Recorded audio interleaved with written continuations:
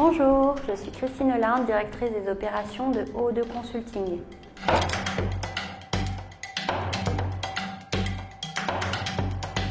Alors pour moi, un chef de projet doit être avant tout organisé. C'est une personne qui va avoir besoin de piloter parfois plusieurs projets dans un programme ou alors beaucoup d'activités dans un projet complexe.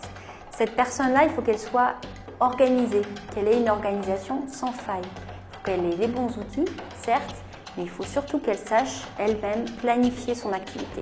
Ensuite, un bon chef de projet, c'est une personne en capacité de gérer les priorités.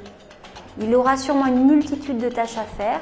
Il va falloir qu'il identifie très vite quelles sont les priorités à gérer pour ne pas compromettre l'avancement du projet.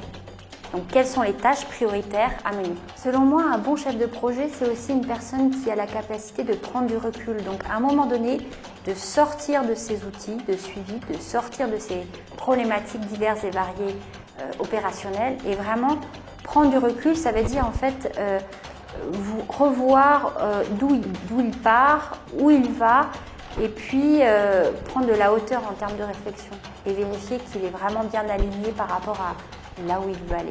Et pour moi, il y a une qualité qui est vraiment importante que le chef de projet doit avoir, c'est la capacité de négociation. Tout au long de son projet, il va conduire le changement, il va former, il va informer, il va utiliser des méthodes et outils de conduite du changement, mais il peut très bien se retrouver quand même dans des situations où il devra négocier avec les parties prenantes, où il devra obtenir que certaines décisions soient prises, où il devra faire adhérer des gens et cette capacité de négociation et tous les outils et méthodes de négociation lui seront utiles.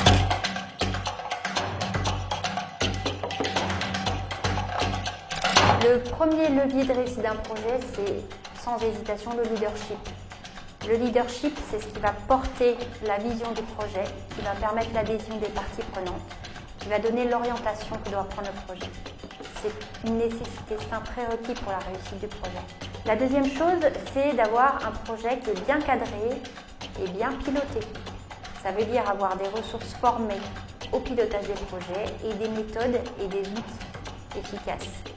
Et puis, bien sûr, il faut une gouvernance de projet efficace pour bien réussir un projet. En fait, ça veut dire qu'il faut avoir des instances de pilotage de projet dans lesquelles exercent des ressources qui ont elles-mêmes des rôles et responsabilités bien définis. Et enfin, pour réussir un projet, il faut avoir géré les risques tout au long du projet.